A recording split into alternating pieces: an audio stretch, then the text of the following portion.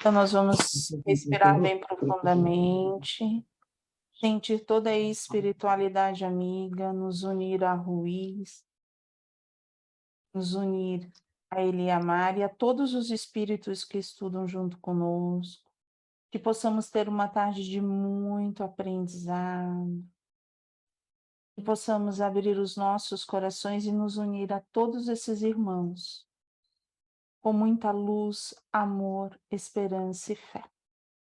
Graças a Deus. E aí nós vamos continuando aqui. Em meu caso, qual desses quadros reflete com mais exatidão o que passei? O arrependimento tardio, isto é, o remorso, sua dificuldade em desligar-se de certas lembranças que o incomodam. São situações conflitantes adquiridas na Terra e das quais não se livrou até agora pelo auto-perdão. Tais lembranças, em verdade, são núcleos catalisadores de velhas pendências não resolvidas em remotas existências carnais. O que a gente pode traduzir daqui? Que a gente, assim, esse remorso vai vindo, vai ficando ali, e a gente não anda, né?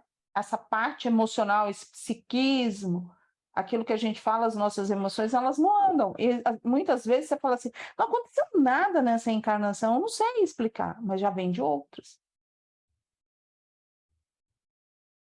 E aí é onde que, assim, vem de outras, por quê? Porque a gente traz esse acúmulo, mas é para que a gente também tenha essa força para tentar andar, nem que seja um pouquinho, 1 milímetrozinho, mas dá essa caminhada. Algo mais? Não nessa página. Não nessa página. Aqui tudo bem? Eu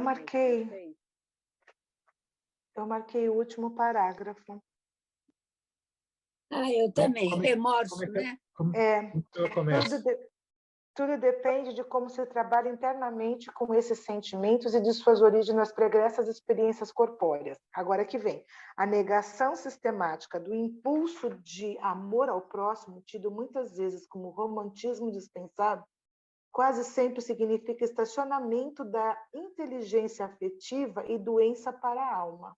É o mesmo que deixar de olhar para si mesmo, porque o sentimento é o espelho da consciência no templo do espírito. Algumas vezes, essa negação é milenar, razão pela qual alcança níveis de enfermidade grave.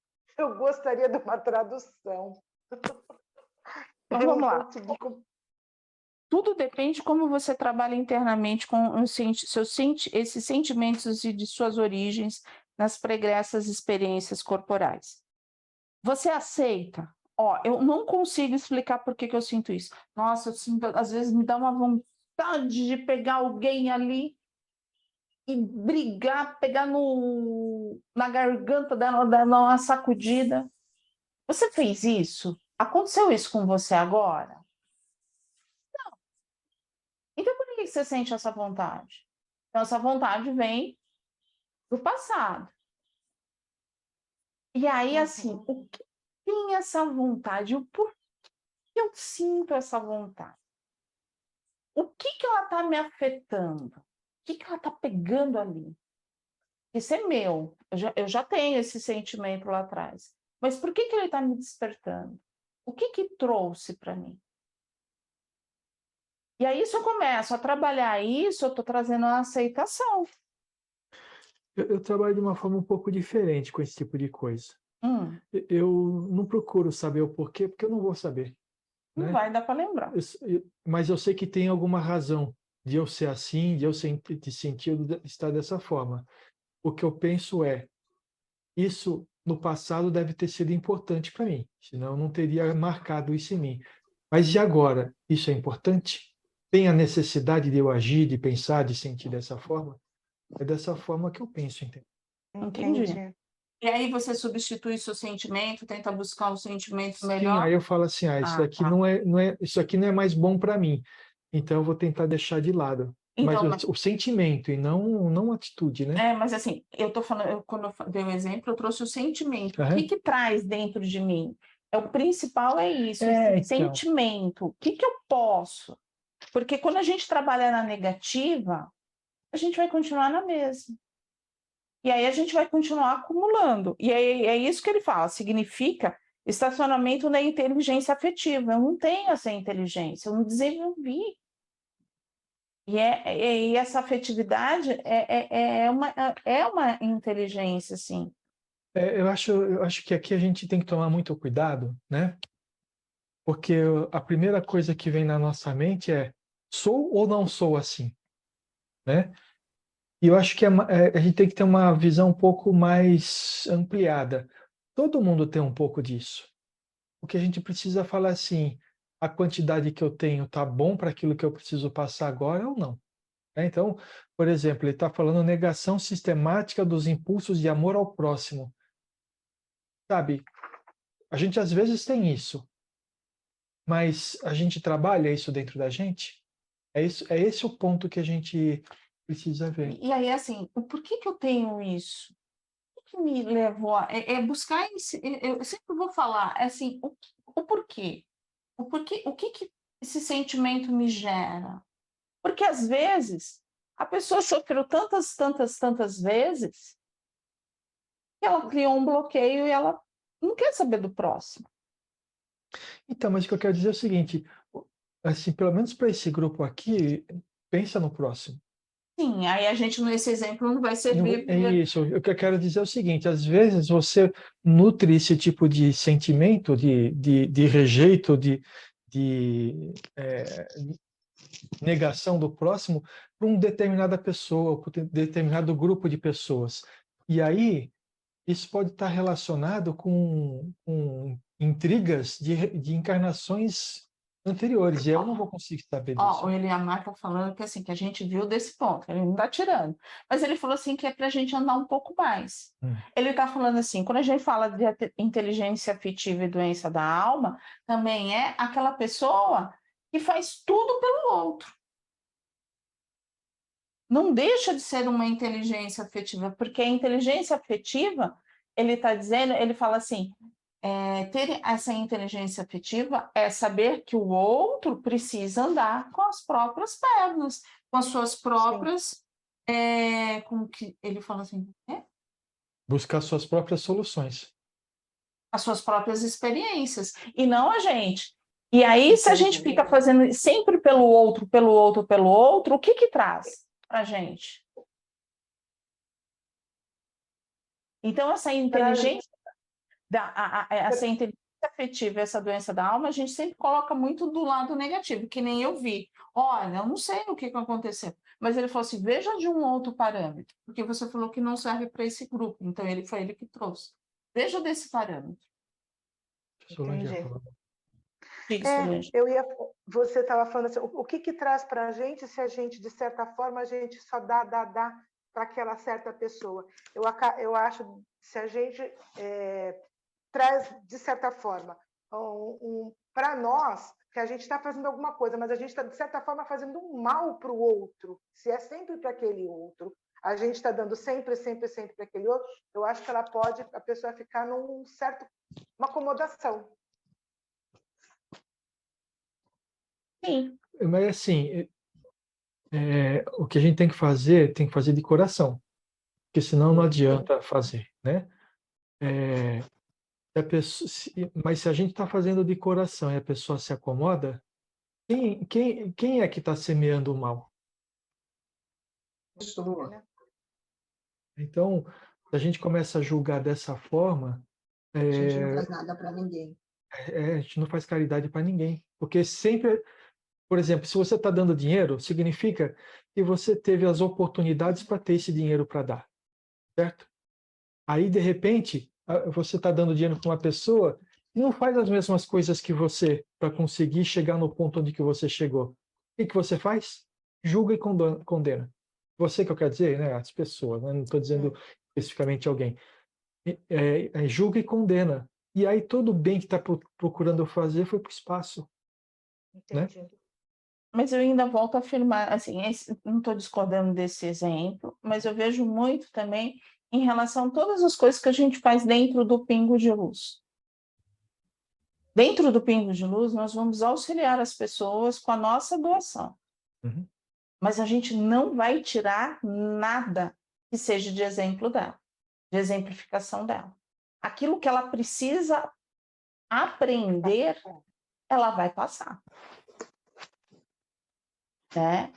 E isso a gente precisa se preparar, porque a gente não pode se desesperar vendo a dor do outro, a gente pode estender a mão e vibrar, mas a gente não deve também, a gente pode ter empatia, mas a gente não deve vivenciar, trazer para si a culpa que o outro está tendo. Se está tudo certo, se Deus é misericórdia, está tudo certo. Então tudo tem um porquê. Né? Cada um com seu balaio. Cada um com seu balaio, como diria nosso querido. No final das contas, se resume, não é ter pena, é ter compaixão. Ter compaixão. Né? Vibrar e vai dar tudo certo. Acho que a Renata ia falar alguma coisa. Oi, Renata, diga.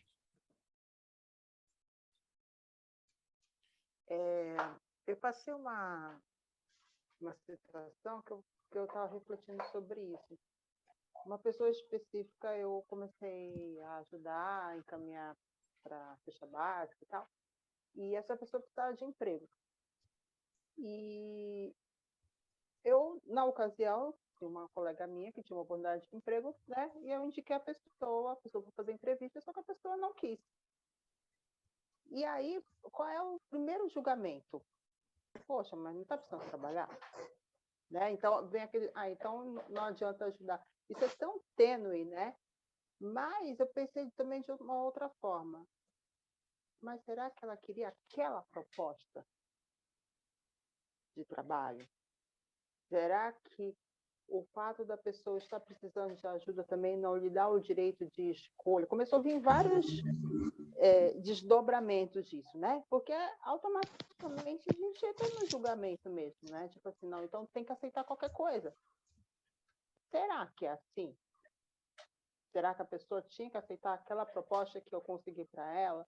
Ou ela vai ter o direito, tem o direito de escolher o caminho dela, independente se ela está numa situação difícil ou não, precisando de ser, precisando trabalhar, entendeu? Então, às vezes, é como o Sérgio falou, assim, a gente, já quando vem, a gente julga mesmo. Fala, caramba, mas eu dei a ajuda e, de repente, a pessoa não aceitou, tipo, parcialmente aquilo que eu ofereci, né? A gente cai no julgamento mesmo, né? E aí o outro vai ter que resolver da forma que ele consegue, não da forma que eu quero, que eu acredito que está dentro, né, das minhas propostas, né? É bem complicado isso, né? Quando a gente cai nesse julgamento e não percebe, acho. né? A gente sempre tem que estar nesse alerta, né? Porque aquilo, assim, o que significa para a gente ajudar? O que significa ter essa compaixão, ter essa empatia? A gente tem que, cada um vai ter do seu jeito. Por quê? Porque cada um sente de uma forma.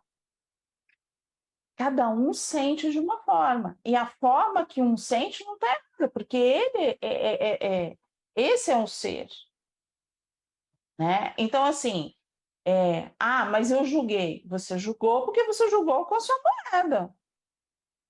Ai, mas então eu estou errada. Mas o erro tá se a gente acha que a gente está errado, entendeu? Ou tá difícil de compreender o que eu quero dizer? Eu acho que eu penso da seguinte forma, e é difícil colocar isso em prática. Decida com seu coração. Porque pela razão você não vai conseguir decidir. Porque você nunca vai estar no lugar da pessoa totalmente para saber o que motiva ela a fazer ou deixar de fazer determinada coisa. Então decida com seu coração. Se o seu coração dizer que deve continuar ajudando, continua ajudando. Se fala para. Mas sem remorso, sem peso, porque você está fazendo aquilo que o seu coração está pedindo. Entendeu? Sem cobranças. Sem cobranças. Porque, assim, se a pessoa precisar de ajuda, e dizendo assim, vamos falar da seguinte forma: se a programação encarnatória da pessoa disser que ela precisa de ser ajudada, se não for você, vai ser outro.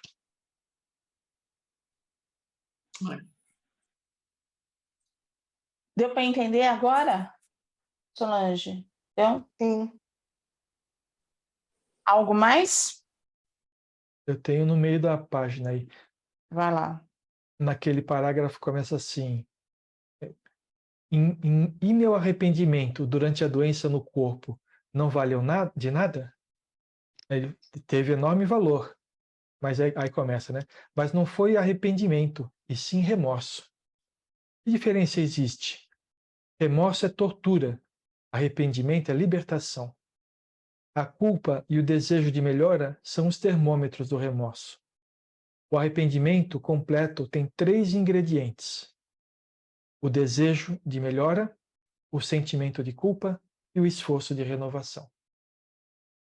Eu achei muito interessante o que está dizendo aí, porque às vezes a gente não...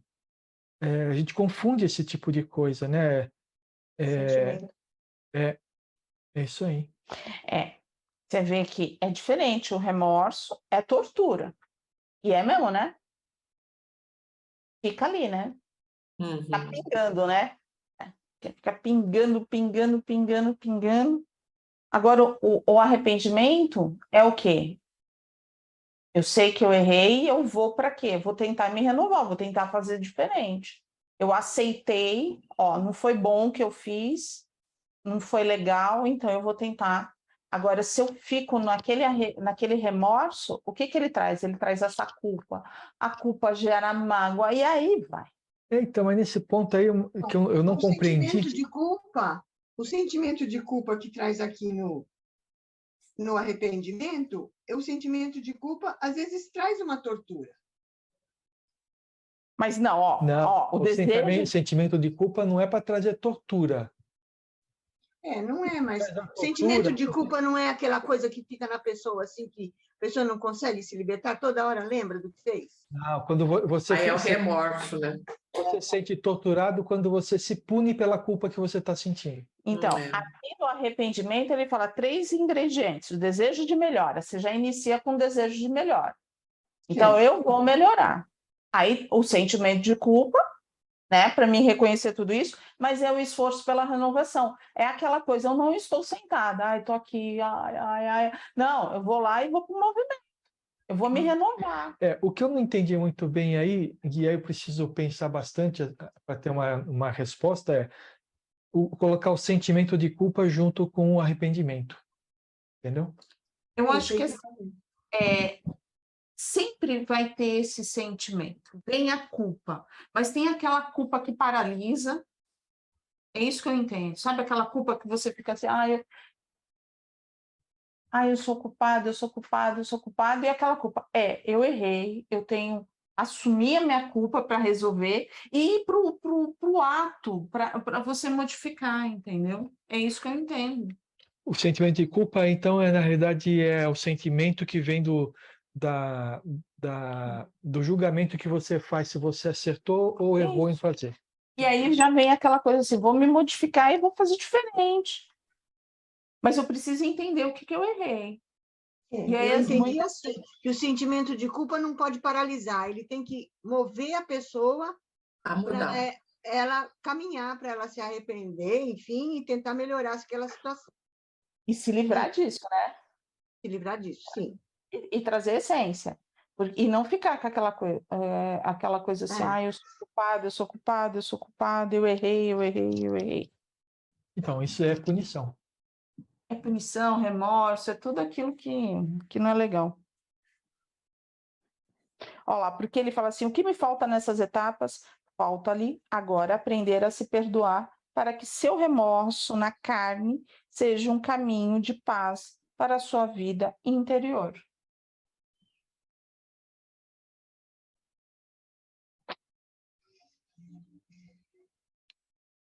Tudo bem?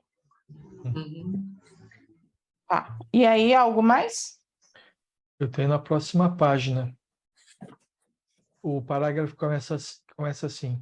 Os amigos espíritas, acharam? Aham. Sim.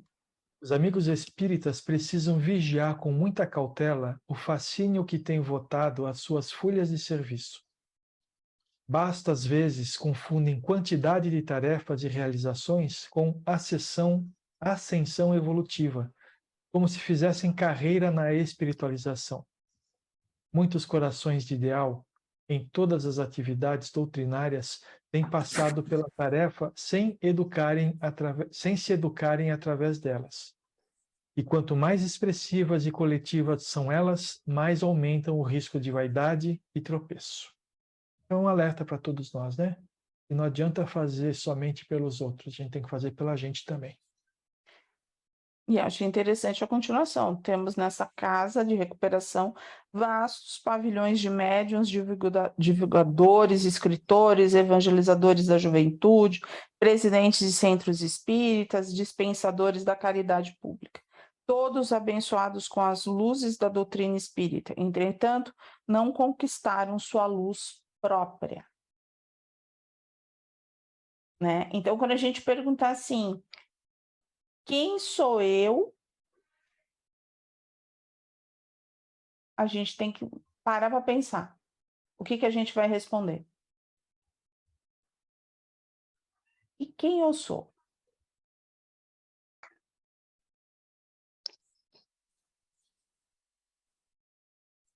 Essa foi a pergunta. Chegou numa época, estava todo mundo fazendo psicanálise, eu não estava. E a gente estava tudo em São Paulo, o Sérgio não estava nesse dia, a gente tinha ido de carona. E uma amiga que fazia psicanálise aplicou esse teste. Quem eu sou? Quem você é? E aí todo mundo começou, né? A falar.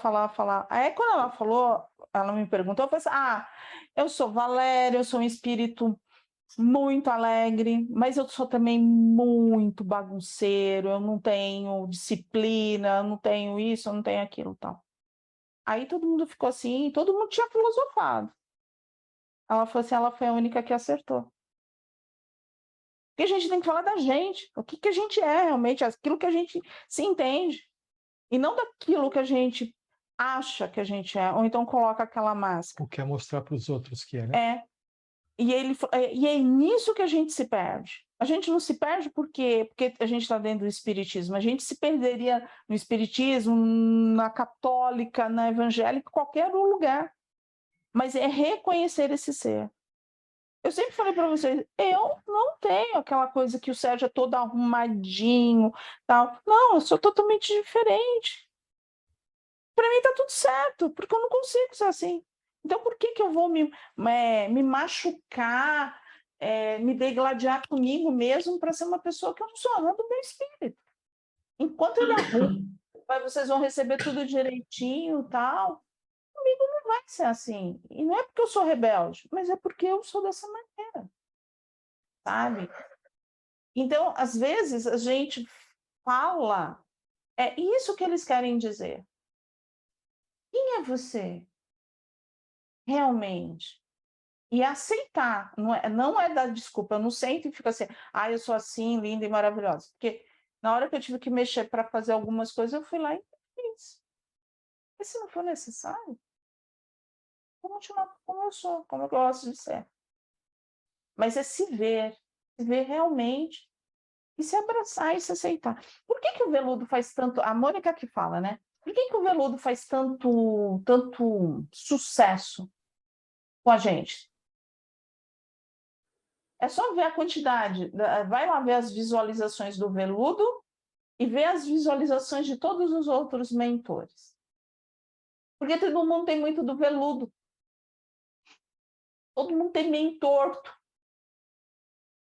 Mas muitas vezes coloca aquela máscara que não sou assim não. Mas quando ele fala, traz aquele, sabe, da ressonância dentro da gente. Eu sou assim mesmo. Mas ele fala, eu sou feliz desse jeito. Porque eu não consigo. Eu olho o Tupã e falo assim, nossa, que espírito. Mas tá ano-luz de mim. Não é que eu não gosto, mas tá ano-luz de mim. Olha o espanhol, a mesma coisa. Deu para compreender? Eu falei assim, a gente tem ressonância com aquilo que a gente tem. E com ele a gente fala assim, é isso mesmo, né? A gente tem que assumir mesmo e tirar essa máscara. A gente gostaria de ser assim, nós seremos, nossa, nós temos um objetivo. Daqui a algum tempo, mas agora nós não somos. Então a gente tem que estar feliz. Outras encarnações. Sim, às vezes não, né? Às vezes vem rápido. A gente tem que ser feliz com o que a gente é. E não ficar numa linha. E é isso que eles falam.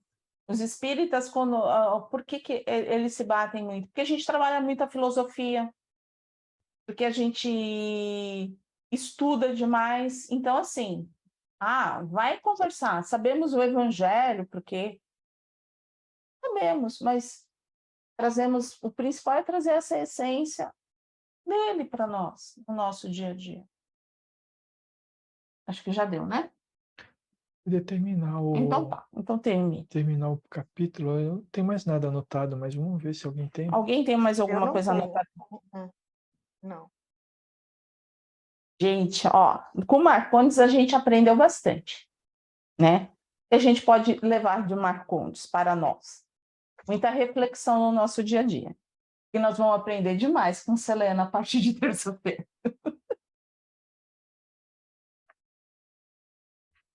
Selena. Então, eu vou anotar aqui que a gente parou, vai começar agora o capítulo 12, tá bom? 12. Tá? Vamos conversar sobre Selena. Vamos começar a entender essa história melhor. Então, assim, que a gente não perca os personagens, né? A gente conhece Marcondes, a gente teve umas pitadas de Eulália, a gente descobriu, e agora a gente vai ver Selena. E aí a gente vai começar a compreender como que trabalha o plano espiritual. E é interessante. Que a misericórdia de Deus não está ali em todos os momentos. Em todos os momentos.